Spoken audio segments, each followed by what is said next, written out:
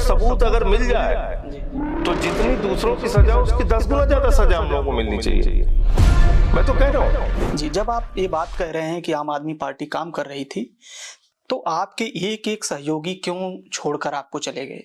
आप हमसे गुस्से और नाराजगी में कुछ भी बोल सकते हैं। आप जाके पूछिए दिल्ली के अभिभावकों से कि उन्होंने जब आम आदमी पार्टी की सरकार थी तो उनके बच्चों को अच्छी शिक्षा मिली कि नहीं मिली, उनको बढ़ी हुई फीस का सामना कभी करना पड़ा कि नहीं करना पड़ा। अरविंद केजरीवाल जी के अंदर ऐसी कौन सी क्वालिटी है कि वो लगातार राष्ट्रीय अध्यक्ष बने हुए हैं? मुझे लगता है कि एक व्यक्ति अगर अच्छे ढंग से पार्टी को चला रहा है, पार्टी के लिए अच्छा काम कर रहा है, तो उस प्रक्रिया के तहत वो उनका कार्यकाल बढ़ रहा है, वो दोबारा चुने जा रहे हैं राष्ट्रीय अध्यक्ष। जो मोदी जी की सरकार है वो देश के लोकतंत्र को नहीं मानती, देश के संविधान को नहीं मानती। भारतीय जनता पार्टी का चरित्र कैसे बदल जाएगा, क्या कर लेंगे वो? आप मुझे बताइए कि क्या हमने, आज हमारे पास एक सरकार थी दिल्ली में, पंजाब में भी थी, क्या हमारे ऊपर अत्याचार करने में कोई कमी की बीजेपी ने? हमारे सबसे बड़े नेता अरविंद केजरीवाल को अंदर किया, मनीष सिसोदिया को अंदर किया, सत्येंद्र जैन को अंदर किया, मुझे पकड़ के जेल में डाला। क्या आपको लगता है इससे ज्यादा उत्पीड़न भारतीय जनता पार्टी या नरेंद्र मोदी जी कर सकते थे?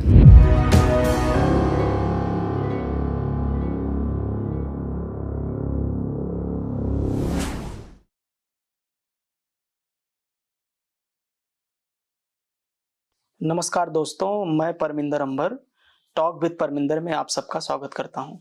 मेरे साथ आम आदमी पार्टी के राज्यसभा सांसद संजय जी हैं। संजय सिंह के बारे में ये बहुत चर्चित है कि वो बहुत बेबाकी से अपनी बात रखते हैं और देश का ऐसा कोई मुद्दा नहीं होगा जो वंचितों से जुड़ा हो, जो इस देश के गरीबों से जुड़ा हो, मजलूमों से जुड़ा हो, उस पर उनकी आवाज ना हो। अगर एक आवाज संसद में अगर मुखर रूप से, चाहे वो मुसलमानों पे अत्याचार की बात हो, चाहे दलितों पिछड़ों के साथ अन्याय की बात हो, संजय सिंह जी की आवाज लगातार संसद में गूंजती है और हर सत्र में ऐसा एक भाषण जरूर वो देते हैं जिसकी पूरी चर्चा देश में होती है। संजय सिंह जी, आपका स्वागत है टॉक विद। नमस्कार, आपके दर्शकों को नमस्कार। और मेरा पहला ही सवाल आपसे है कि मैं अब तक आपके बहुत सारे पॉडकास्ट इंटरव्यू हुए हैं, पॉडकास्ट शायद नहीं हुआ है, मैं जो सर्च कर रहा था उस तरह का पॉडकास्ट हुए हैं। हाँ, वो मुझे दिखा नहीं, तो इंटरव्यू बहुत सारे आपके हुए हैं। मेरा पहला ही सवाल है कि आप पॉलिटिक्स में छात्र जीवन से ही आए थे शायद।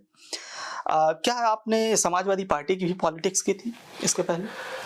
मैंने सबसे पहले जब मैं उड़ीसा में पढ़ रहा था, Orissa school of mining engineering Keonjhar में, तो वहाँ पे हमारा सबसे पहला आंदोलन हुआ। वोकेशनल ट्रेनिंग्स नहीं मिलती थी हम लोगों को, तो उसको लेके एक आंदोलन हुआ था, उसमें हिस्सा हमने लिया। और उसके बाद जब मैं 94 में सुल्तानपुर वापस आया पढ़ाई करने के बाद, तो हम लोगों ने एक संस्था बनाई, आज़ाद समाज सेवा समिति। उसके बैनर पे मैं काम करता रहा।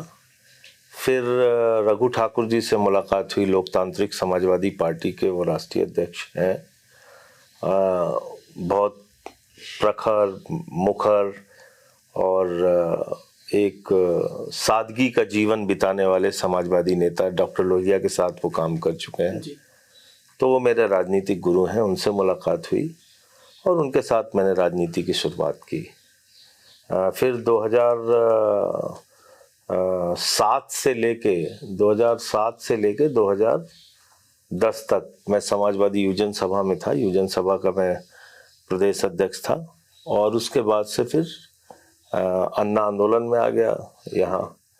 बीच में आरटीआई का जब आंदोलन चला था, घूस का घूसा अभियान, तो उस समय केजरीवाल साहब से मुलाकात हुई थी, तो वहाँ से उनके साथ भी काम किया। मेधा जी का एक संगठन था NAPM, उसमें भी काम किया, जिसमें मेधा पाटकर जी, संदीप पांडे जी जो हमारे उत्तर प्रदेश के ही हैं, मैक्स से अवार्ड विनर, उनके साथ काम किया। तो ऐसे तमाम सामाजिक राजनीतिक आंदोलनों में मैंने काम किया और 2007 से लेकर 2010 तक समाजवादी युवजन सभा में मैं रहा। जी, मेरा एक और इसी से जुड़ा हुआ सवाल है कि 2011 की जो आप बात कर रहे हैं, पूरे देश को लग रहा था कि एक वैकल्पिक राजनीति की शुरुआत हो रही है और आप भी इस बात को मानते रहे होंगे और आए होंगे। इसीलिए क्या आपको लगता है कि उस वैकल्पिक राजनीति की दिशा सही है, अभी जो पॉलिटिक्स चल रही है? देखिए, मुझे लगता है कि आम आदमी पार्टी का गठन किन परिस्थितियों में हुआ जी। आम आदमी पार्टी अन्ना आंदोलन से निकली हुई पार्टी है, और उस समय हमारी मांग थी कि भाई देश भर में एक ऐसा कानून बनना चाहिए जिसमें संतरी हो या मंत्री, जिसके खिलाफ भी अगर भ्रष्टाचार के सबूत हैं तो उसके खिलाफ सख्त से सख्त कार्रवाई होनी चाहिए। तो ये एक मांग को लेके वो आंदोलन शुरू हुआ था, जिसमें लोकपाल की बात हम लोग कर रहे थे। उस वक्त की सरकारें चाहे, और पार्टियां खासतौर से, चाहे वो कांग्रेस रही हो, बीजेपी रही हो, उन्होंने बात मानी नहीं, और फिर एक विकल्प के रूप में ये आम आदमी पार्टी निकल के आई। जो हमारा उद्देश्य था जी।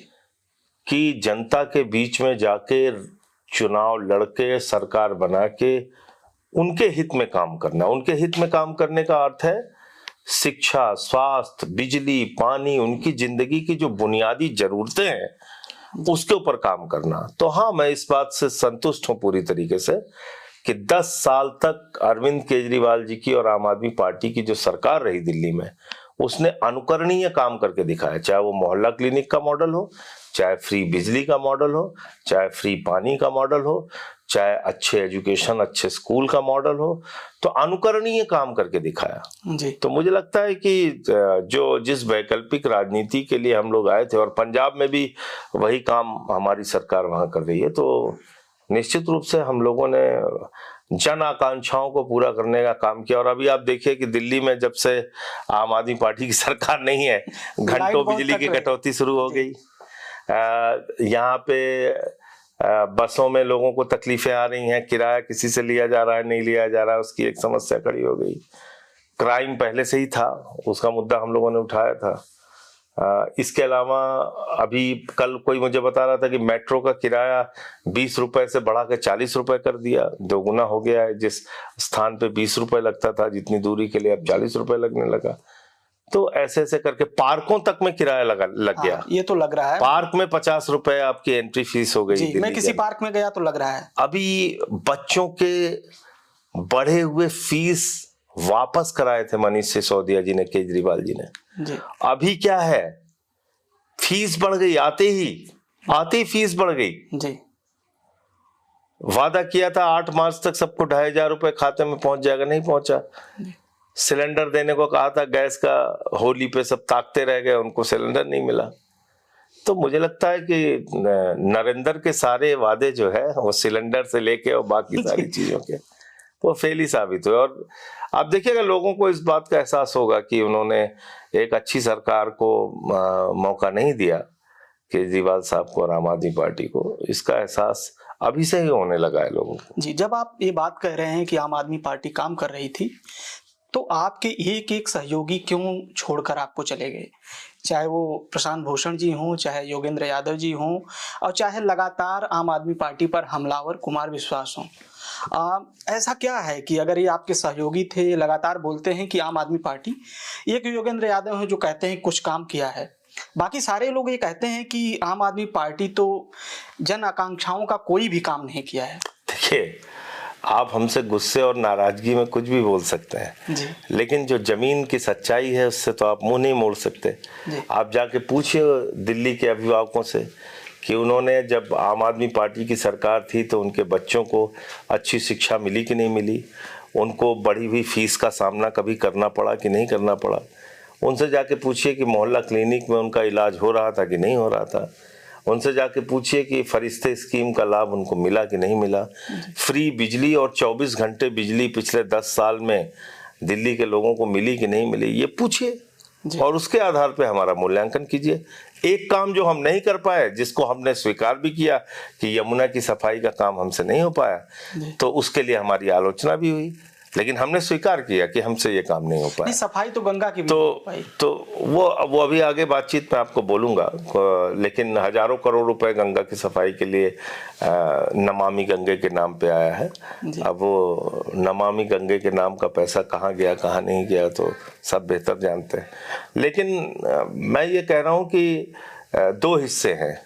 एक है कि हमारी आपकी व्यक्तिगत कोई नाराजगी हो सकती है, दूसरा है समाज के लिए आपका काम, देश के लिए आपका काम, दिल्ली के लोगों के लिए आपका काम।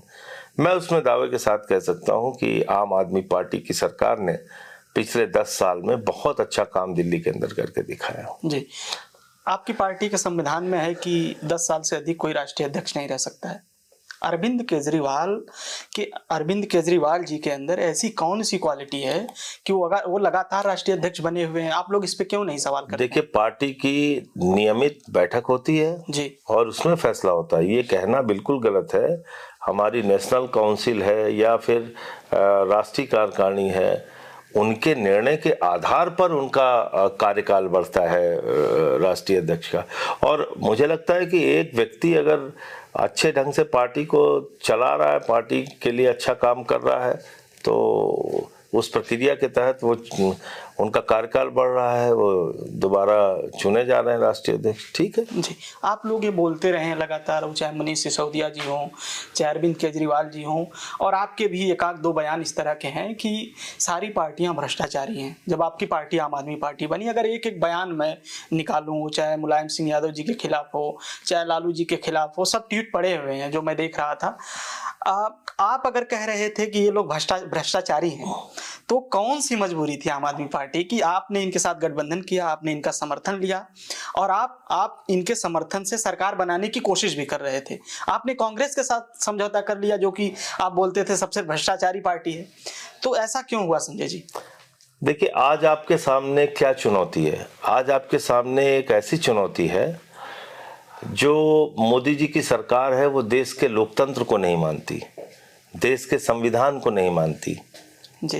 राज्य सरकारों को कुचल देना चाहती है, दूसरी पार्टियों को खत्म कर देना चाहती है।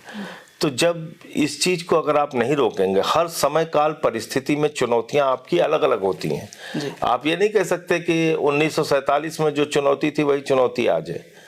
आज की चुनौतियां अलग हैं, 1947 की चुनौती अलग थी, 1947 के पहले की चुनौती अलग थी। तो समय काल पर 1977 की चुनौती अलग थी, इमरजेंसी जब लगी तो चुनौती अलग थी। तो अलग अलग समय काल परिस्थितियों के हिसाब से आपको निर्णय लेना पड़ता है देश के हित में। तो आज की तारीख में अगर आप देखेंगे तो भारतीय जनता पार्टी कौन सी पार्टी है? जिन जिन लोगों के ऊपर भ्रष्टाचार का आरोप खुद मोदी जी लगाते हैं, वो चाहे अजीत पवार हो, हसन मुशर्रफ हो, नारायण राणे हो, वो चाहे एनसीपी और शिवसेना के तमाम नेता हो जी, उन्हीं लोगों को तोड़ के अपनी पार्टी बना के आप अपनी पार्टी के साथ लाके आप सरकार बना लेते हैं महाराष्ट्र में जी।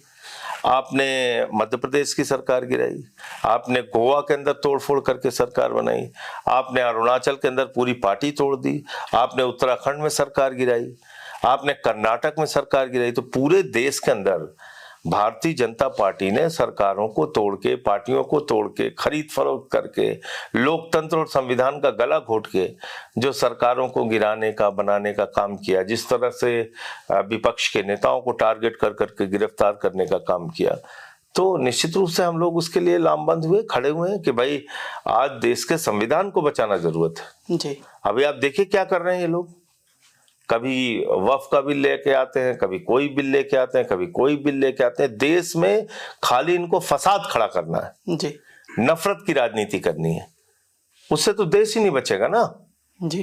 तो इसलिए सबको लामबंद होकर, एकजुट होकर इनका विरोध करना जरूरी है। इसीलिए आप लोगों ने गठबंधन किया? निश्चित रूप से।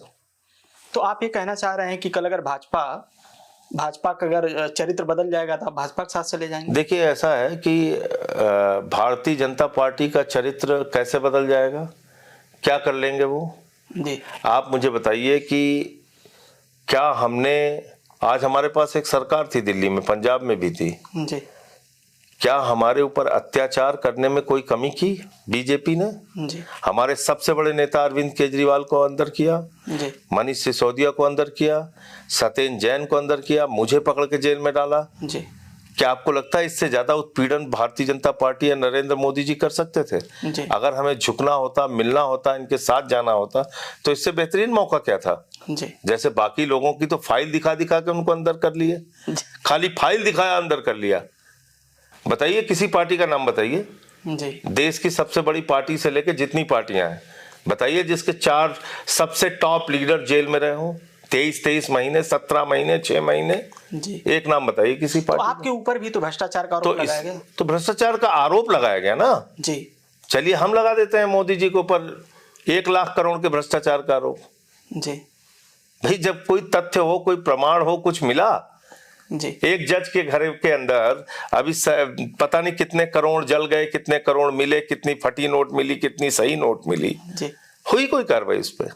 आपका क्या मामला था? उस पर कोई कार्रवाई हुई? मेरा कोई मामला नहीं था और मुझे कोर्ट ने रोक भी रखा है कि मुझे अपने मामले में बोलना भी नहीं है। जी। जी। नहीं तो मैं आपको विस्तार से बता देता, फिर भी बता देता हूँ जी। जो चीज पब्लिक डोमेन में है। एक व्यक्ति है दिनेश अरोड़ा जी। जिसने 10 बयान दिए ईडी सीबीआई के पास, 10 बयान। जी। उस 10 बयान में संजय सिंह का बिल्कुल नाम नहीं लिया। जी।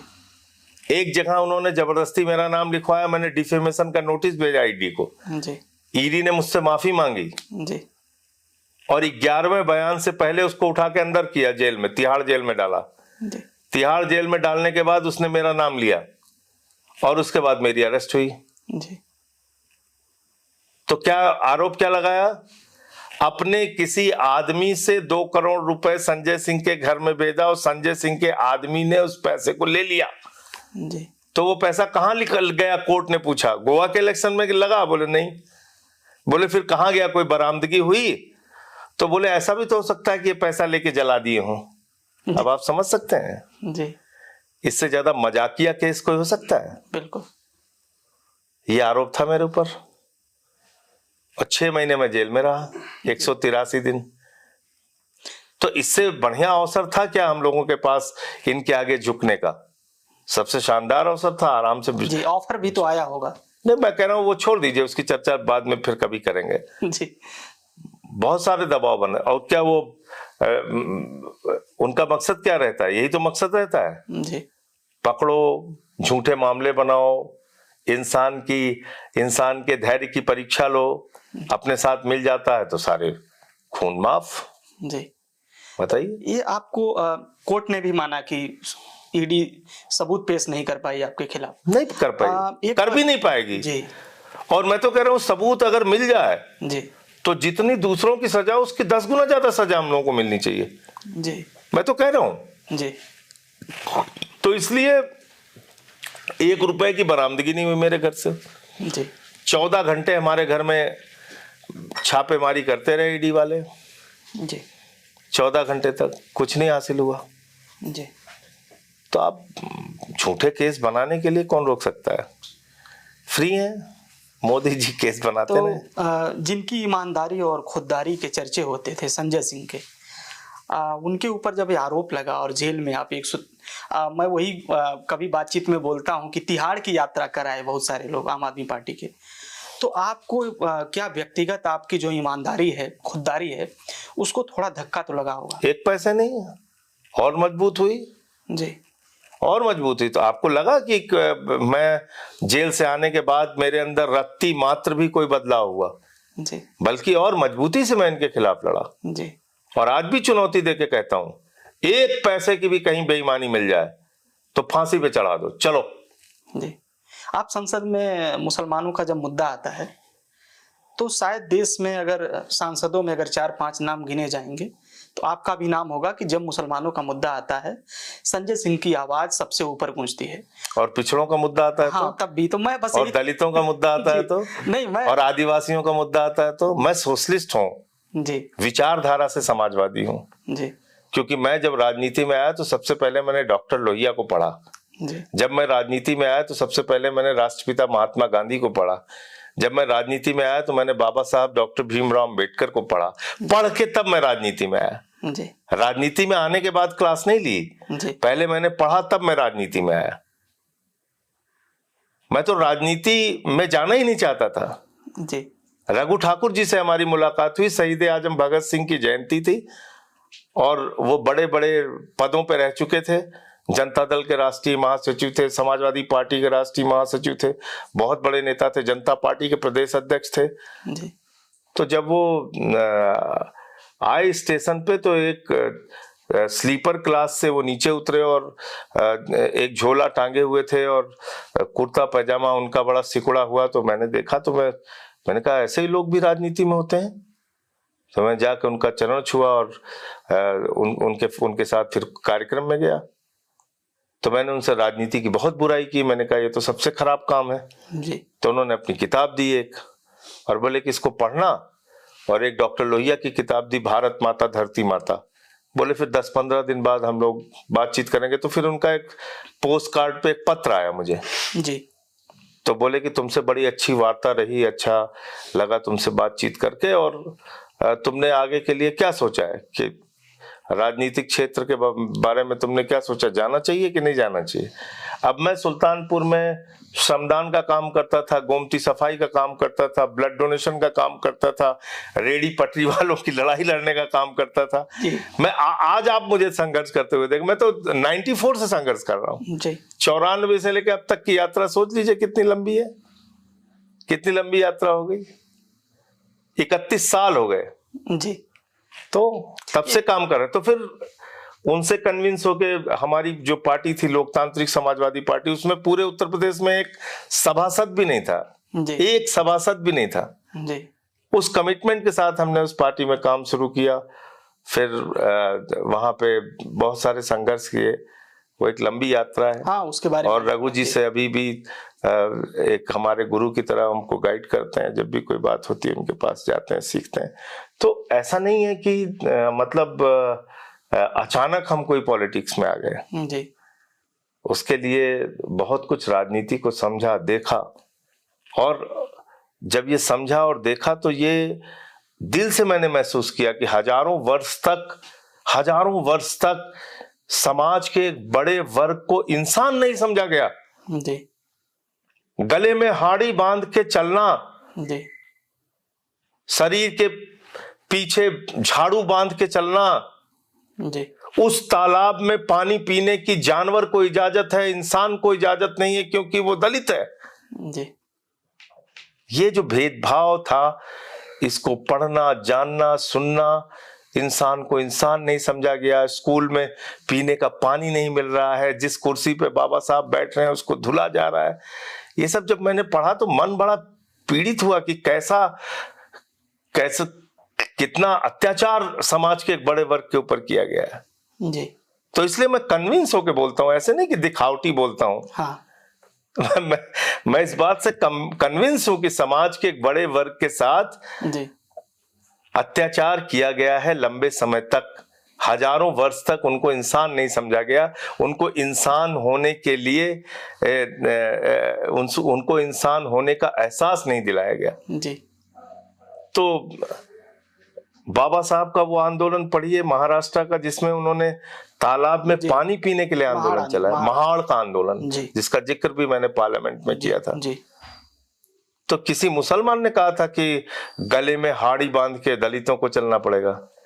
किसी मुसलमान ने कहा था कि भाई तुम तालाब में पानी नहीं पी सकते हो जी। जानवर पानी पी सकता है लेकिन तुम पानी नहीं पी सकते हो। किसी मुसलमान ने कहा था कि आरक्षण की व्यवस्था इस देश में नहीं होनी चाहिए, शोषितों को, वंचितों को, दलितों को, पिछड़ों को आरक्षण नहीं मिलना चाहिए। किसने विरोध किया था? मुसलमानों ने आरक्षण का विरोध किया था। आप आरक्षण के पक्षधर हैं? मैंने खुलेआम आरक्षण का पक्ष लिया है हमेशा। तो ईडब्ल्यूएस आरक्षण पे आपकी क्या राय है? सुना नहीं आपने पार्लियामेंट में? तब आप सुनते नहीं हो मुझे। नहीं, मैं आपको फॉलो करता हूं, मैं जानना चाहता हूं लोग। ईडब्ल्यूएस आरक्षण पे मैंने इस बात को कहा था कि इससे पिछड़ों का जो आरक्षण है उनका हक मारा गया है जी। और मैंने कहा था कि पहले 50% में पिछड़े, दलित, आदिवासी उनको आरक्षण मिलता था, उसमें से आपने 10% जो निकाला ईडब्ल्यूएस के लिए, तो अब उनके पास सिर्फ 40% आरक्षण का हिस्सा बचा हुआ है जिसमें कि उनको लाभ मिल सकता है। तो पर आपकी पार्टी, ये सारी बातें बोली, आपकी पार्टी तो समर्थन करती है। किसने कहा? ईडब्ल्यूएस आरक्षण का तो करती है। किसने? मैं पार्लियामेंट में था उस वक्त, मैंने पार्लियामेंट में बोला ईडब्ल्यूएस आरक्षण के खिलाफ जी। आपने सुना नहीं शायद। नहीं, मैं आपका बयान सुना हूं। तो फिर सुनिए ना, पार्टी का स्टैंड में जानना मैं पार्टी का जब वो बिल आया था तब की बात मैं कर रहा हूं जी। उस वक्त की बात कर रहा हूं। मैं छुपा के कोई काम नहीं करता और मैं कोई ऐसा काम नहीं करता कि आप नहीं जान पाएंगे जी। मैंने क्या बोला है आज ही जाके सुनिएगा। नहीं, मैंने सुना है। और जब आप मेरा पॉडकास्ट दिखाइएगा तो वो दिखाइएगा मैंने क्या बोला है जी। तो मैं अपनी जाति के लोगों का कई बार कोप भाजन का भी शिकार होता हूँ जी, मैं वो मुझसे कई चीजों पे नाराज भी होते हैं जी, लेकिन जो हक की बात है वो तो करनी पड़ेगी जी। उसके भाई डॉक्टर लोहिया सवर्ण जाति से थे, बिल्कुल, लेकिन जीवन भर उन्होंने पिछड़ों की लड़ाई लड़ी। ज्ञानेश्वर मिश्र जी सवर्ण जो छोटे लोहिया कहे जाते थे जी। रघु ठाकुर जी सवर्ण जाति से हैं। तो हम ऐसा नहीं है कि कहीं ये लिखा गया है कि भाई पिछड़ों और दलितों के बारे में सिर्फ दलित और पिछड़ा ही बोल सकता है, ऐसा बिल्कुल नहीं है। बिल्कुल। बीपी सिंह जी हैं वो क्षत्रिय जाति से थे। अर्जुन सिंह जी, तो मैं ये कह रहा हूं कि ये एक धारणा पाल लेना कि भाई संजय सिंह क्षत्रिय हैं तो इसलिए वो पिछड़ों और दलितों के बारे में कैसे बोल रहे हैं और क्या बोल रहे हैं और ईडब्ल्यूएस पे क्या बोला मैंने, आप देखिएगा जी। तो इसलिए मैं ये कह रहा हूं कि इस बात से मैं कन्विंस हूं कि समता मूलक संपन्नता युक्त समाज की स्थापना जो समाजवाद का मूल सिद्धांत है उसकी लड़ाई लड़ते रहना है। जब तक गैर बराबरी रहेगी समाज के अंदर तब तक बाकी बातें करना बेईमानी है जी। इसीलिए गैर बराबरी को मिटाने के लिए हमेशा प्रयासरत रहना चाहिए। डॉक्टर लोहिया से किसी ने कहा कि भाई आप 5 उंगलियां भी तो बराबर नहीं होती हैं जी, और आप सबको बराबरी की बात करते हैं। तो उन्होंने कहा कि हाँ थोड़े बहुत उंगलियों में अंतर होता है, लेकिन अगर ये एक उंगली 3 मीटर की हो जाए जी, तो आप मुट्ठी बांध पाएंगे जी, मुट्ठी तो नहीं बांध पाएंगे जी। तो इसलिए असमानता ऐसी नहीं होनी चाहिए, गैर बराबरी ऐसी नहीं होनी चाहिए, ऐसी खाई नहीं होनी चाहिए पैसे की, अमीरी और गरीबी की कि जिससे समाज ही ना बन पाए, समाज का ही निर्माण ना हो पाए जी। और मैं दुख के साथ कहना चाह रहा हूं कि आज की तारीख में तो वही हालत है। समाज के चंद लोग अमीर पे अमीर बनते जा रहे हैं और देश के करोड़ों लोग गरीबी की मार झेल रहे हैं। 80 करोड़ लोग 5 किलो राशन पे जीने के लिए मजबूर हैं। 100 करोड़ लोग इस देश के अंदर ऐसे हैं जिनको कि अब अपनी जरूरत के अतिरिक्त खरीदने के लिए कुछ भी उनके पास पैसे नहीं है जी। इस देश में चंद पूंजीपति ऐसे हैं जिनका 16 लाख करोड़ रुपए माफ कर दिया गया। वो पैसा किसका था? इस देश के आम लोगों का पैसा जो बैंकों में जमा था। वो पैसा उनको कर्ज के रूप में मोदी जी ने दिया और फिर माफ कर दिया। 16 लाख करोड़ रुपए, जीरो लगाते लगाते थक जाएंगे आप। 5 महीने में शेयर मार्केट में 94 लाख करोड़ रुपए डूब गया इस देश की जनता का। आपने किसी टीवी चैनल पे इसके बारे में डिबेट देखी, बहस देखी? जी। नहीं होता है। तो वो चाहे, और एक बात आप समझ लीजिए, मजबूत के साथ खड़ा होना तो बहुत आसान है जी। जो आदमी मजबूत है उसके साथ तो हर कोई जिंदाबाद लगाने के लिए खड़ा हो जाता है। मोदी जी आज की तारीख में मजबूत है, सब उनके पीछे जिंदाबाद लगाने के लिए तैयार हैं। तो धारा के विपरीत खड़े होइए तब ना बहादुरी है जी। नहीं तो ऐसे मुंह जबानी बहादुर तो सब बनते रहते हैं भाई। मजबूत राजा के पीछे जिंदाबाद लगाने के लिए तो बहुत लोगों की भीड़ खड़ी हो जाती है जी। तो हमसे अगर कोई ये उम्मीद करता है तो मैं वो करने के लिए राजनीति में बिल्कुल नहीं आया हूं। अगर किसी के साथ भी अत्याचार होगा, वो चाहे दलित हो, वो चाहे पिछड़े हो, वो चाहे आदिवासी हो, वो चाहे मुसलमान हो, वो चाहे सिख हो, वो चाहे ईसाई हो, वो चाहे बौद्ध हो, वो चाहे जैन हो, मैं बोलूंगा और मैंने बोला है हमेशा इस बात की चिंता किए बगैर कि कौन हमारे बारे में क्या सोचेगा और उसका क्या खामियाजा हमको उठाना पड़े। हमारे साथ रहते हैं अजीत त्यागी जी, पूछिए उनको दिन भर में कितने धमकी के फोन आते हैं, क्योंकि मेरा फोन उनके फोन पे डाइवर्ट होता है जी। कोई कहता है मार दूंगा, कोई कहता है पेट्रोल से जला दूंगा, कोई गाली देता है, कोई कुछ करता है, कभी फर्क नहीं पड़ा जी। हम अपनी धारा पे बढ़ रहे हैं। तो इसलिए आप इस आधार पे कि कोई अल्पसंख्यक है, मुसलमान है, सिख है, कम संख्या में है या कमजोर है तो उसको हम दबा लेंगे और हम इस डर से ना बोलें कि इससे कोई समाज का एक बड़ा वर्ग नाराज हो जाएगा, ये सब गलत बात है। आज भी बीजेपी को सिर्फ 36% वोट मिला है, 64% इस देश की आबादी उनके खिलाफ है जी। 64%। तो क्यों डरते हैं इतना लोग? बोलना चाहिए इनके खिलाफ। तो भाई अगर आप नहीं बोलेंगे तो चुप थोड़ी हो रहे हैं, और रगड़ेंगे जी। तो इसलिए बोलना चाहिए। अगर लीडर्स बोलेंगे तब लोग कन्विंस होंगे, लोगों को समझ में आएगा कि भाई सच क्या है, गलत क्या है। तो अभी आपने बोला कि जो धार्मिक स्थान हिंदुओं के हैं उसमें दलितों, पिछड़ों, आदिवासियों सबको आरक्षण मिलना चाहिए। इस बात से तो आपकी पार्टी नहीं सहमत होगी? देखिए, ऐसा है, पार्टी क्या करेगी क्या नहीं करेगी वो तो आगे की बात है। हमें उनको किस बात का जवाब दिया जी? जो उन्होंने, सुन तो लीजिए आप, उन्होंने कहा कि हम पिछड़े मुसलमानों का भला कर रहे हैं जी। बोले इससे बड़ा पिछड़े मुसलमानों का, महिलाओं का भला होगा जी। तो मैंने कहा भाई, आज भी हम लोग ये खबरें पढ़ते हैं कि एक दलित ने गेंद छू ली वहां गुजरात के अंदर, उसका अंगूठा काट लिया। बहराइच में घोड़ी पे चढ़ गया तो उसको घोड़ी पे नहीं चढ़ने दिया। एक सीआरपीएफ का जवान यही बुलंदशहर में वो घोड़ी पे चढ़ गया, दलित समाज से था, तो वहां उसके साथ मारपीट करने के लिए लोग आ गए। तो मैंने ये कहा कि अगर तुम पिछड़ों, दलितों और आदिवासियों को सम्मान देना चाहते हो, उनका भला करना चाहते हो, जितनी मंदिर की कमेटियां हैं, ट्रस्ट हैं, उसमें भी स्थान दीजिए, उसमें भी आरक्षण दीजिए 80% महिलाओं को। क्या दिक्कत है इसमें? भाई आप भेदभाव मिटाना चाहते हैं ना, तो शुरुआत अपने घर से कीजिए, इसमें क्या बुरी बात है? मैंने कौन सी गलत बात कह दी? तो इसलिए एक दल के अंदर रह के हर आदमी के अपने विचार भी हो सकते हैं, ये मेरे अपने विचार हैं। नहीं तो जब आप सामाजिक न्याय, समाजवाद और रिजर्वेशन और कह सकते हैं कि आप ये कह रहे हैं कि सबकी, तो आम आदमी पार्टी में राज्यसभा सांसद कोई दलित पिछड़ा क्यों नहीं है? ये तो पूछते हैं। हाँ, पूछते होंगे, निश्चित रूप से पूछते होंगे। देखिए, ऐसा है कि आम आदमी पार्टी, अभी हमारा जो सफर है वो 10 साल का सफर है जी। और ऐसा नहीं कि हर जगह दलित और पिछड़े हमारी पार्टी में भागीदारी में नहीं है, ये बिल्कुल गलत है। हमारी मुस्लिम विधायक भी हैं, मुस्लिम मंत्री भी थे, हमारी पार्टी की दलित मंत्री भी नहीं है, दलित पुरुष मंत्री भी रहे, डिप्टी स्पीकर भी नहीं है। हमारी पार्टी के अंदर तमाम वर्गों के लोगों का प्रतिनिधित्व है जी, सबका है। अब एक राज्यसभा का वो जरूर लोग निकाल के बोलते हैं कि भाई राज्यसभा में नहीं है, तो ठीक है, वो आप राजनीति में अगर हैं तो ऐसी बातें आपको सुनने के लिए, फेस करने के लिए तैयार रहना पड़ेगा। लेकिन ऐसा नहीं कि हमने अपने यहाँ भागीदारी नहीं दी है या उनका प्रतिनिधित्व नहीं। पर आप संजय जी, आपने जिनको भेजा है, क्या उनकी आवाज? हरभजन सिंह तो आपके मुद्दे पे नहीं बोलते हैं, राघव चड्ढा जी पिछले कुछ समय से खामोश हैं, लोग बोलते हैं, तो आप राज्यसभा में एक ही आवाज बोलेगी? मैं देखिए, एक पार्टी के तौर पे, एक दल के तौर पे उसमें कई लोग हो सकते हैं जी, और आप सबसे उम्मीद करें सभी पार्टी के अंदर की सब एक जैसा ही बोले, एक जैसा ही कहें।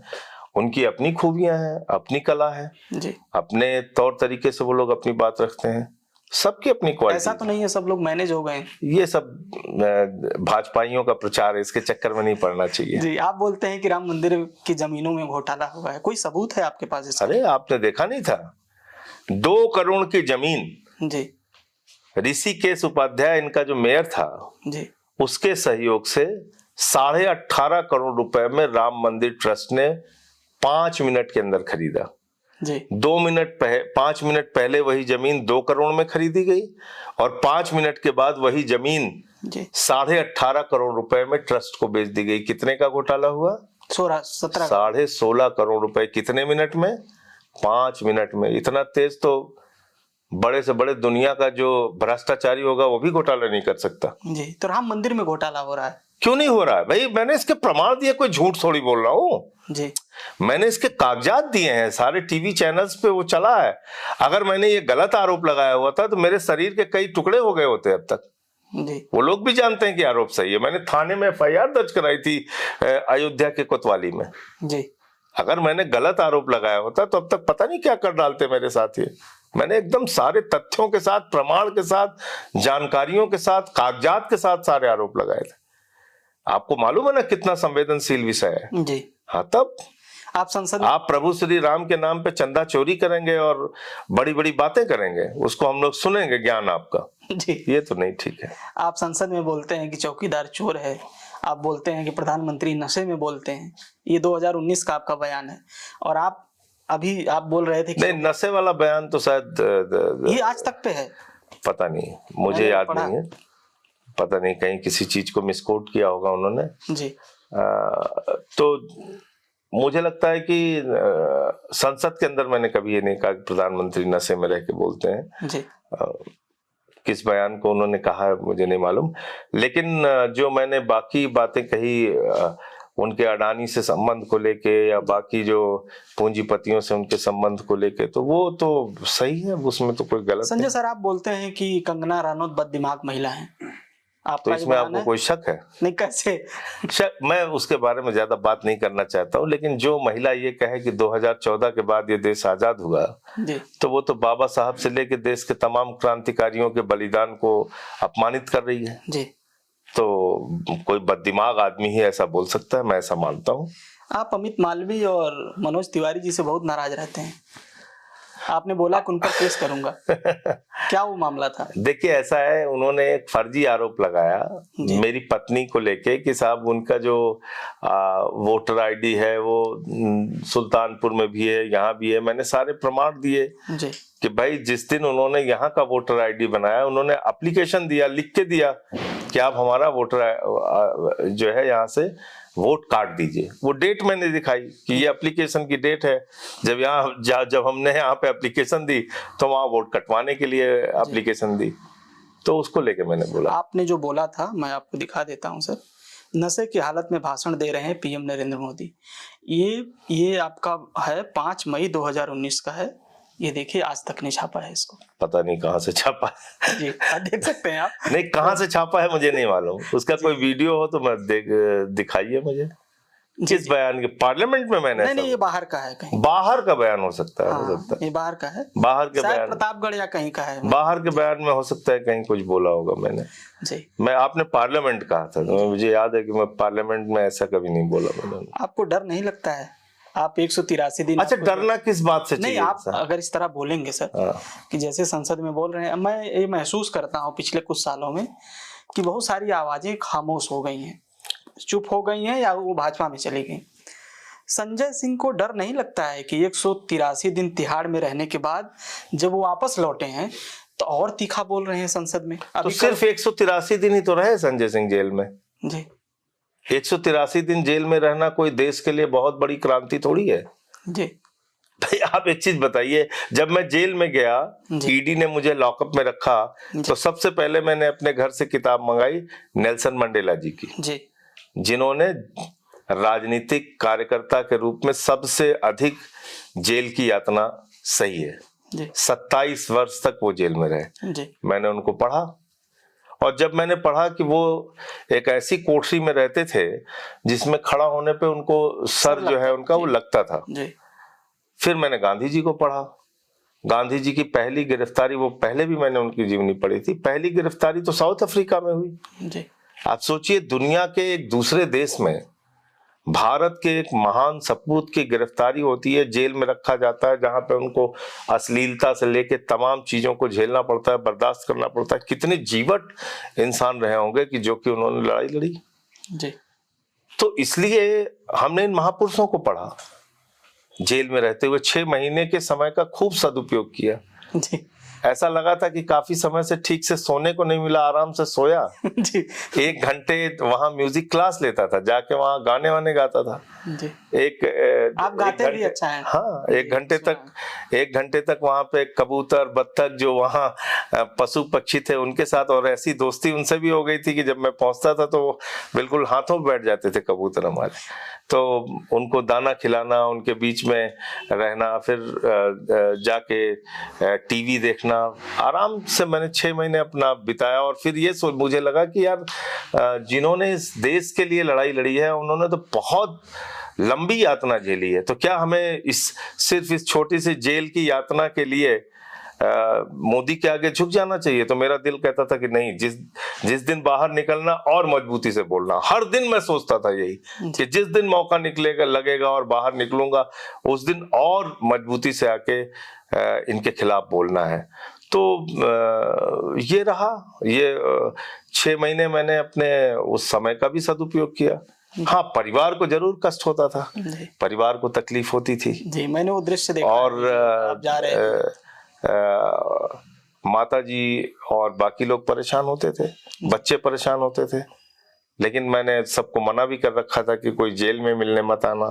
तो माता जी कई बार जो है वो कहती थी, तो उनसे एक बार जब उनको पता चला कि मैं अपने आँख का इलाज कराने के लिए एक प्राइवेट क्लिनिक में आता था, तो वहां आया, पुलिस वालों के घेरे में था, तो वो आके बगल में बैठ गई। मैंने उनका पैर वैर छुआ तो पुलिस वालों को अंदाजा लग गया कि ये इनका कोई जानने वाला है। फिर उन्होंने पूछा कि, हमने कहा नहीं मेरी माता जी हैं।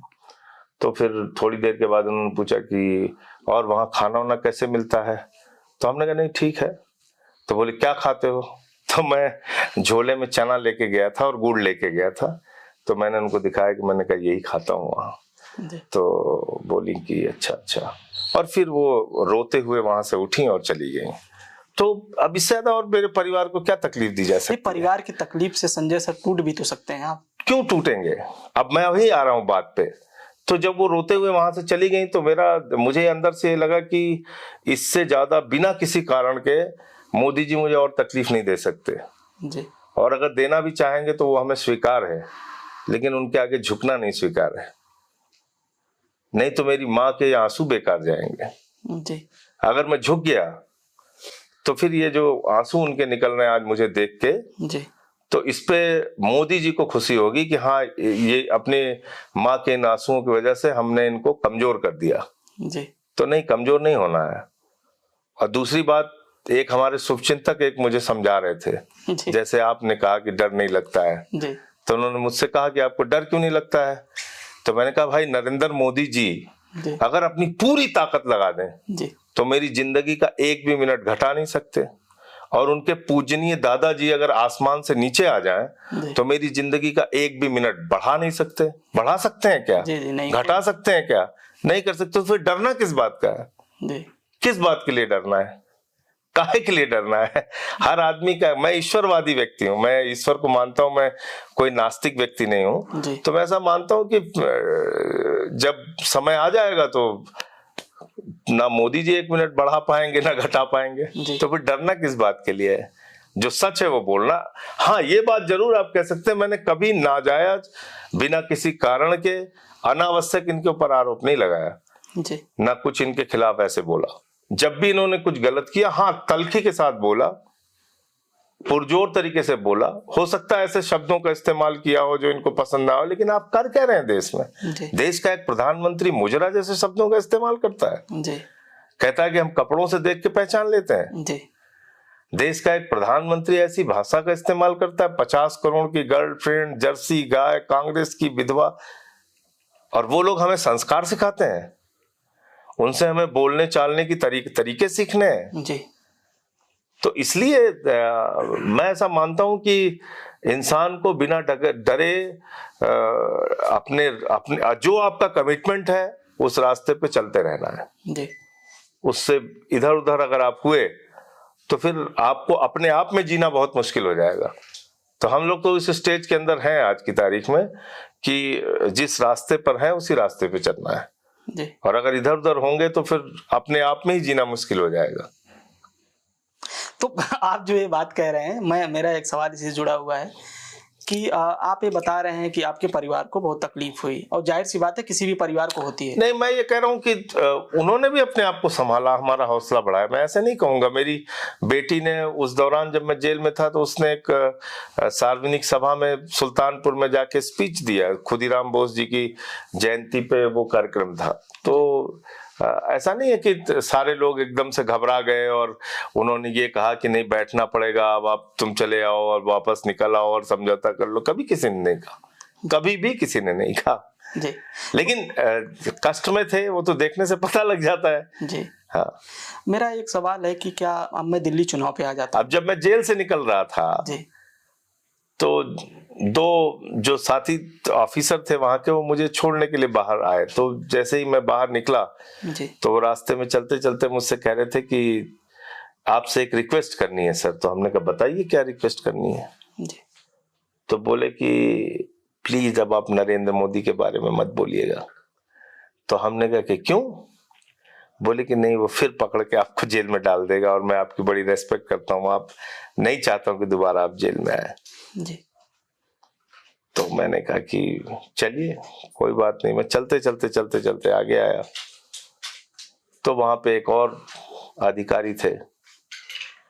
तो उन्होंने मेरा हाथ पकड़ा और मुझसे कहा कि सर झुकना नहीं है।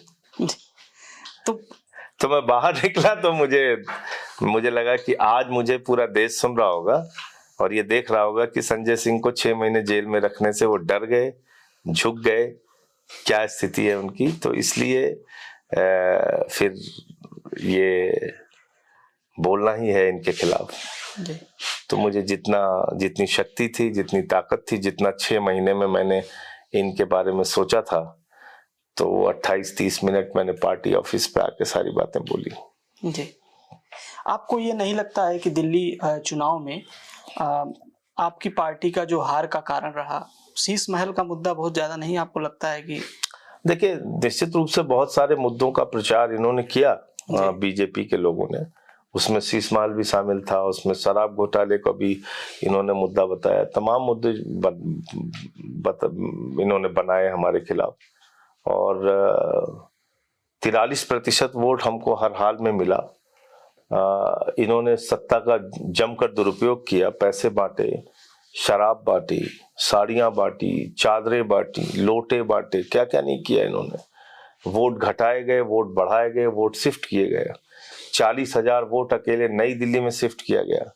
तो ये सब परिस्थितियां यहाँ दिल्ली के अंदर रही। चुनाव हारने का एक बड़ा कारण वो भी है, लेकिन हार हार होती है, जीत जीत होती है। तो बहुत सारे कारण है जिसकी समीक्षा हम लोग चुनाव के बाद हमने किया। और ये जरूर मैं कह सकता हूँ कि 10 साल के जो हमारे काम थे वो इन्होंने 2 महीने में अपनी असलियत दिखा दी है। 2 महीने भी शायद पूरा नहीं हुआ है, तो उन्होंने अपनी असलियत दिखा दी है कि वो किस हालत में दिल्ली को रखेंगे।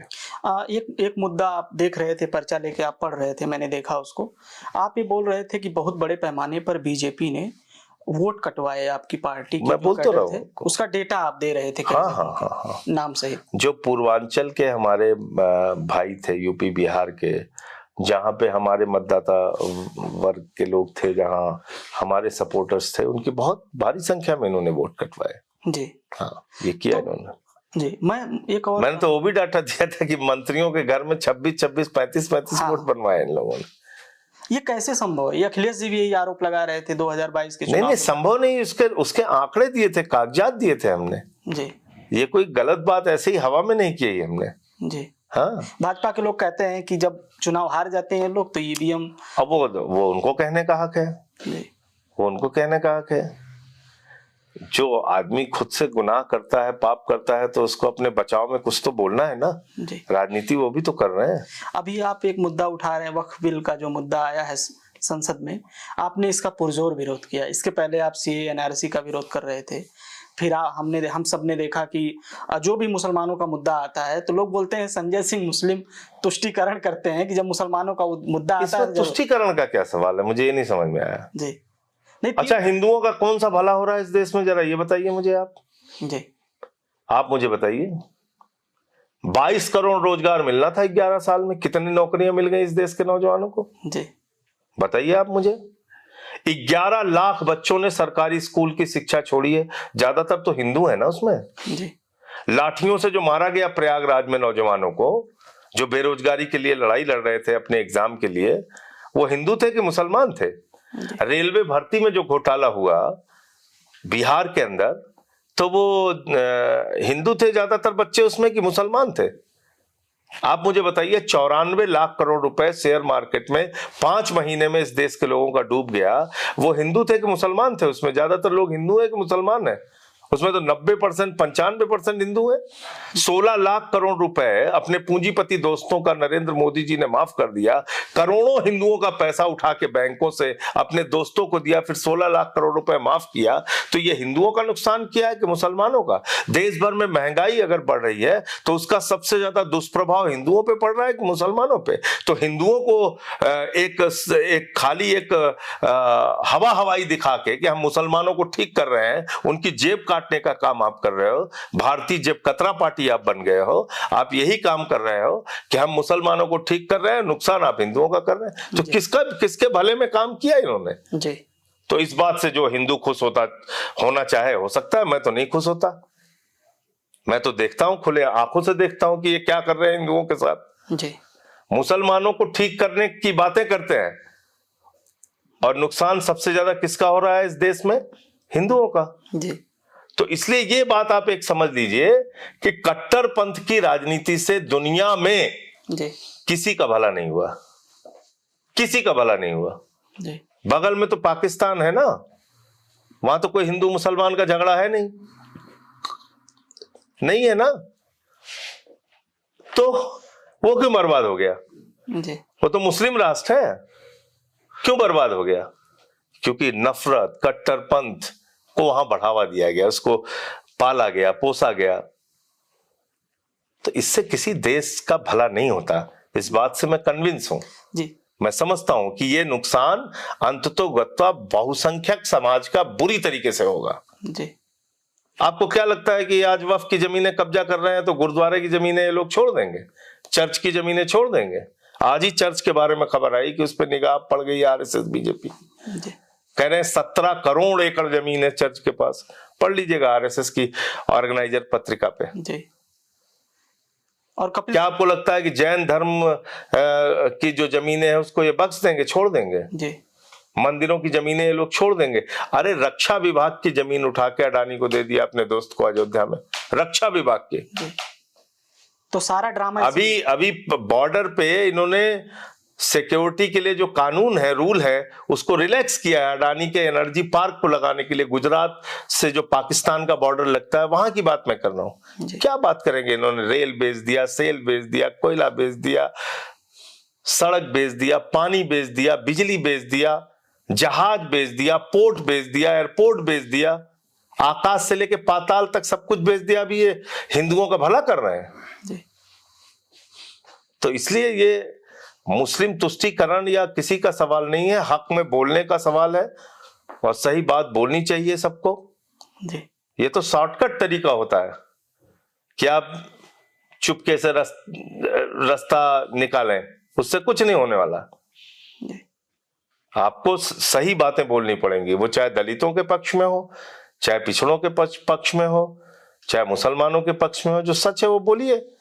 मैंने एक बात कही ना कि भाई 100 साल में तुम कह रहे हो तुम पिछड़े मुसलमानों का भला करना चाहते हो, 100 साल से तुम्हारी मातृ संस्था आरएसएस, उसका एक भी प्रमुख दलित, पिछड़ा, आदिवासी या महिला क्यों नहीं हुआ आज तक? जी इसमें क्या गलत मैंने पूछ दिया? आप बताइए। जी जी 100 साल पुरानी संस्था है, आप कह रहे हो हम पिछड़ों का भला करने जा रहे हैं। इससे बड़ा मजाक कुछ हो सकता है क्या? जी तो 3 तलाक, लोग बोलते हैं कि 3 तलाक, CNRC या फिर जो बिल का ये जो आ रही है, नया बिल जो आया है, मुसलमान तो इसका स्वागत कर रहा है टीवी चैनल पे बैठ के। ये बीजेपी कह रही, बहुत सारे लोग टीवी चैनल पे बैठे हैं जो कह रहे हैं कि अच्छा, मुसलमान इस बात का स्वागत कर रहा है कि आपको दान देने के लिए 5 साल तक मुस्लिम धर्म के रीति रिवाजों का पालन करना पड़ेगा। कौन सा मुसलमान स्वागत करेगा, जरा बताइए मुझे। जी मिलवा दीजिए मुझको, मैं उससे पूछना चाहता हूँ। टीवी चैनल पे तो बैठे हैं कुछ लोग, सुना भाई मैं आपसे पूछ रहा हूँ, बताइए आप। जी आप हिंदू है ना? जी 5 साल तक जब आप हिंदू रीति रिवाजों का पालन करेंगे तभी आप दान करेंगे। जी अगर आपको अपनी माता जी के नाम पे किसी मंदिर के लिए जमीन दान करना है तो आप दान नहीं कर सकते। अगर ये नियम मैं बना दूं, आपको अच्छा लगेगा? जी बताइए ना आप मुझे। किसी सिख भाई के लिए अगर ये नियम बना लिया जाए कि 5 साल तक अपने सिख धर्म के रीति रिवाजों का पालन करोगे तभी तुम दान कर सकते हो। अरे दान तो कोई नास्तिक भी कर सकता है। जी दान करने पे कौन सा रोक लगा सकते हो आप? आप कितना झूठ बोल रहे हो पार्लियामेंट में, उस सदन के अंदर खड़े होके। आप मुझे बताइए, आप कह रहे हैं कि हमने महिलाओं को आरक्षण दे दिया वक्फ बोर्ड में।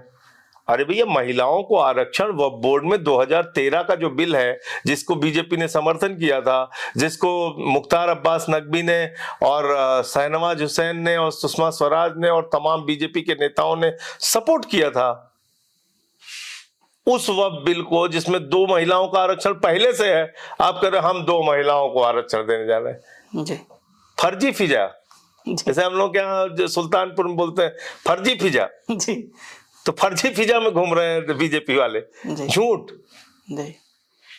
कह रहे हैं हम 6 महीने तक वक्फ की संपत्तियों का कागज मांगेंगे, कागज इकट्ठा करेंगे। अरे बेवकूफ आदमी, तुमने सुप्रीम कोर्ट में लिख के दिया है कि 99% संपत्तियों के कागजात मिल चुके हैं और मुख्तार अब्बास नकवी ने कहा है कि 100% संपत्तियां डिजिटाइज की जा चुकी है, यानी कागजात चेक किए जा चुके हैं।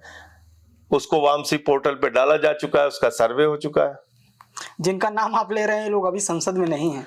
नहीं है, लेकिन सुप्रीम कोर्ट पे तो एफिडेविट झूठ नहीं दोगे आप जी जी कि झूठा है। या तो मोदी जी ये कहते हैं कि हमने जो सुप्रीम कोर्ट में एफिडेविट दिया है वो झूठा है, मैं मान लूंगा। जी सुप्रीम कोर्ट में गलत शपथ पत्र दे सकती है कोई सरकार, इन्होंने खुद लिख के दिया है। अब कह रहे हैं हम 6 महीने कागज मांगे, किस चीज के लिए कागज मांगोगे? फसाद कराने के लिए, देश भर में झगड़ा कराने के लिए। जी कह रहे 12,000 करोड़ की आमदनी हो सकती है तो कब्र से पैसा मांगा जाएगा। कब्रिस्तान वाले निकलो निकलो, टिकट लगेगा तुम्हारे ऊपर, पैसे दो। मस्जिद में जोहर की नमाज पढ़नी है तो इतना टिकट लगेगा, ईशा की नमाज पढ़नी है तो इतना लगेगा, मगरिब की नमाज पढ़नी है तो इतना लगेगा। बताइए आप कहां से आमदनी होगी? जी वक्फ की जमीनों पे क्या है?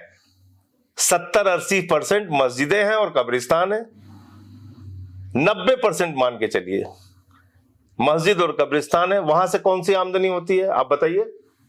जी मैंने कहा अच्छा चलो ठीक है, तुमको इनकी आमदनी की इतनी चिंता है, 20,000 करोड़ रुपए नीरव मोदी से वसूल के 12,000 करोड़ इनको दे दो, 8,000 करोड़ अपने पास रख लो। जी इसमें कोई गलत बात है? तो क्या कानून है ये, आप बताइए मुझे। जी जी तो आप एक तो इस बात से अगर कोई हिंदू या सिख या जैन या बौद्ध खुश हो रहा है या ईसाई खुश हो रहा है तो नंबर तो उसका भी आएगा। देखिए आप एक पक्का मान के चलिए आप। जी हाँ, मेरे कत्ल पे आप भी चुप थे, अगला नंबर आपका है। हाँ, अगला नंबर आपका है। न मेरा है न तेरा है, ये हिंदुस्तान सबका है। नहीं समझी गई ये बात तो नुकसान सबका है। जी जो आकर जो नदियां मिल गई इसमें जी वो दिखलाई नहीं देती, जी महासागर बनाने में एहसान सबका है। ये देश सबसे बना हुआ है। ये देश हिंदू से भी बना है, मुसलमान से बना है, सिख से बना है, ईसाई से बना है, पिछड़े से बना है, दलित से बना है, तमिल से बना है, तेलुगु से बना है, जी कन्नड़ से बना है, उड़िया से बना है, बंगाली से बना है। जी ये विविधता में एकता भारत की विशेषता है। आप कह रहे हैं बीजेपी इसको खंडित कर रही है? खुलेआम, चोरी छिपे नहीं, खुलेआम खंडित कर रही है। जी सीना ठोक के खंडित कर रही है। और जो लोग इसको नहीं रोक रहे हैं वो अपराध कर रहे हैं। वो चाहे चंद्रबाबू नायडू जी हो, चाहे नीतीश कुमार जी हो, चाहे चिराग पासवान जी हो, जी इस अपराध में इनका साथ दे रहे हैं। जी ये किसी के सगे नहीं है। जी 52 साल तक जो संस्था अपने मुख्यालय पे तिरंगा झंडा नहीं फहराती, जी उसको राष्ट्रवाद की बात करने का अधिकार है?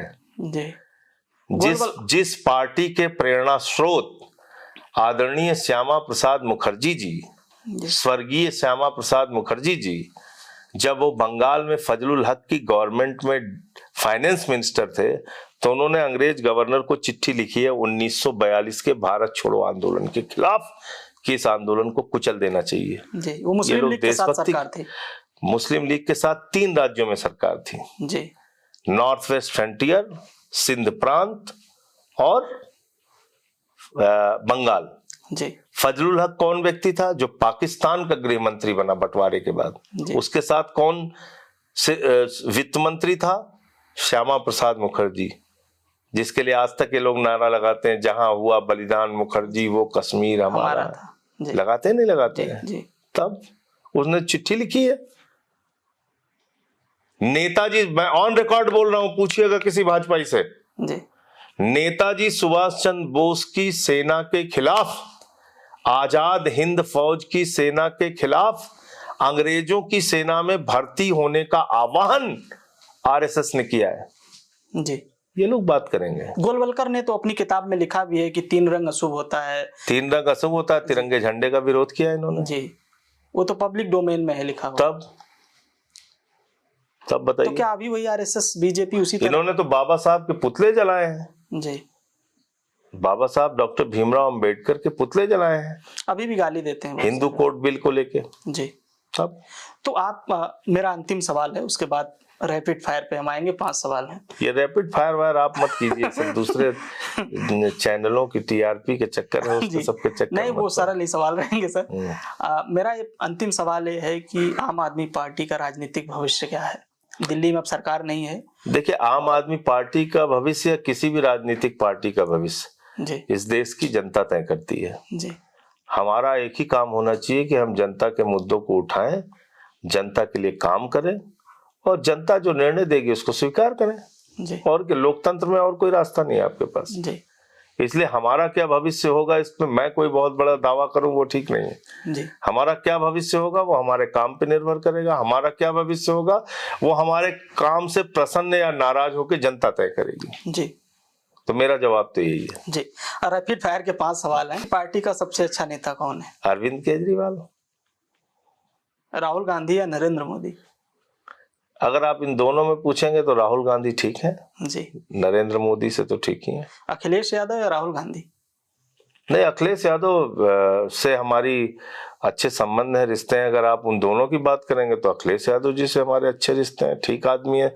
लोगों के प्रति उनके मन में एक ज्यादा सद्भाव रहता है, अच्छे से लोगों से मिलना जुलना करते हैं। अच्छा आपको लगता है कि आतिशी जी को मुख्यमंत्री बनाना गलत फैसला था? नहीं, पार्टी का फैसला था, उसमें हम सब लोग साथ थे, इसमें गलत सही क्या होता है। जी। देश की सबसे बड़ी महिला नेता कौन है? ये सबसे बड़ी महिला नेता आज की तारीख में कौन है? मैं ऐसे मतलब सक्रियता के साथ जो लोग आगे हैं उनमें तो मैं किसी को देख नहीं पा रहा हूँ। जी, तो बहुत शुक्रिया संजय सर, आपने समय दिया। ममता बनर्जी जी हैं। हाँ, ठीक जी, ठीक, ममता बनर्जी हैं। जी, बहुत शुक्रिया संजय सर, आपने समय दिया। और मैं आपसे आखिरी गुजारिश करूंगा कि आप बोलें कि टॉक विद परमिंदर से लोग जुड़े। नहीं, अच्छा, आपके साथ बातचीत अच्छी लगी, परमिंदर जी के साथ अच्छी बातचीत हुई और इनका जो शो है टॉक विद परमिंदर, इसके साथ आप जुड़िए। मैं तो ये गुजारिश करूंगा आप लोगों से।